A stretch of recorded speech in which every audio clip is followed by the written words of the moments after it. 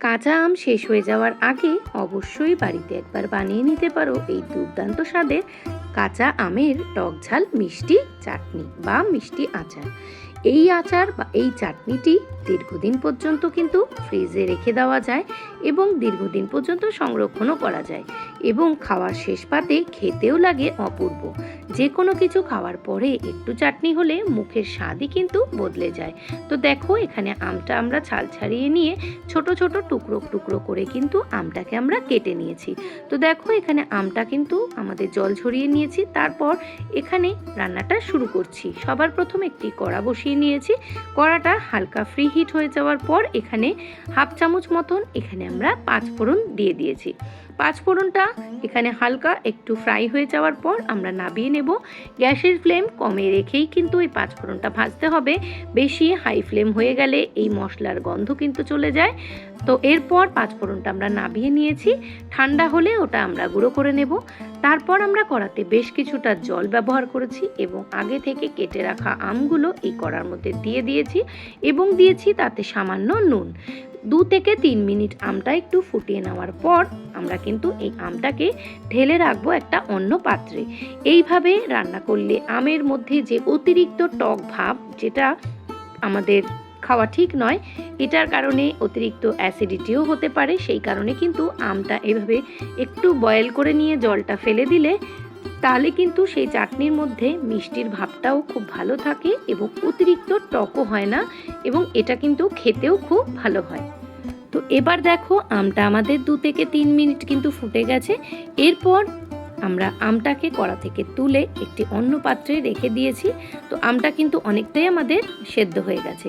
তো আমরা এখন নামিয়ে নিচ্ছি। তো চলো রান্নাটা শুরু করা যাক। সবার প্রথম কড়াতে এখানে দিয়ে দিয়েছি এখানে 1 টেবিল স্পুন মতন সর্ষের তেল। তেলটা হালকা গরম হয়ে যাওয়ার পর এখানে আমরা দিয়ে দিয়েছি একটি শুকনো লঙ্কা। লঙ্কাটা হালকা ভাজা হয়ে যাওয়ার পর এখানে এই রান্নার জন্য আমরা ব্যবহার করব সর্ষে। তো এই রান্নাটাতে এইভাবে করে একবার দেখবে, অবশ্যই কিন্তু টেস্টি হয় খেতে। আর দেখো, আর এই একটা মশলা ব্যবহার করেই কিন্তু এই রান্নার স্বাদ হয়ে যায় দুর্দান্ত। সর্ষেটা যখন ফোড়নটা তৈরি হয়ে গেছে তখন আমরা এখানে আমটা দিয়ে দিলাম। গ্যাসের ফ্লেমটা একদমই কমে রাখতে হবে, না হলে একটা অন্যরকম কালার এসে যাবে। তো এখানে সামান্য একটু হলুদের ব্যবহার করেছি, একেবারেই নামমাত্র। তো দেখো এবারে কিন্তু খুব সুন্দরভাবে আমটাকে কিন্তু একটু নাড়াচাড়া করে নেব। আর এখানে এই যে আমরা আমটা সেদ্ধ করেছিলাম সেই সেদ্ধর থেকে কিন্তু 2 হাতা জল আমি এখানে ব্যবহার করেছি। আর এখানে ব্যবহার করেছি চিনি। এখানে আমি হাফ কাপ মতন চিনির ব্যবহার করেছি আর দিয়েছি সামান্য পরিমাণে নুন। এরপর সমস্ত কিছু দিয়ে খুব ভালোভাবে কিন্তু একটু নাড়াচাড়া করিয়ে নেব, মিশিয়ে নেব মশলাটা। তারপরে দেখো চিনিটা দেওয়ার পর কিন্তু বেশ কিছুটা জল বেরিয়ে এসছে। তো একটু টকের ভাবটা বাড়ানোর জন্য আমি কিন্তু এখানে আরও সামান্য একটু ওই আম থেকে সেদ্ধ করা জলটাই কিন্তু ব্যবহার করলাম, কারণ আমি টেস্ট করে দেখেছি যে এখানে টকটা একটু কম হয়েছে।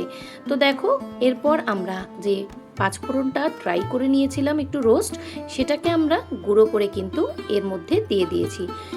ব্যাস একদম তৈরি আমাদের এই দুর্দান্ত স্বাদের একদম কাঁচা আমের টক ঝাল মিষ্টি একটি চাটনি। তোমাদের কেমন লেগেছে অবশ্যই কিন্তু কমেন্টের মাধ্যমে জানিও।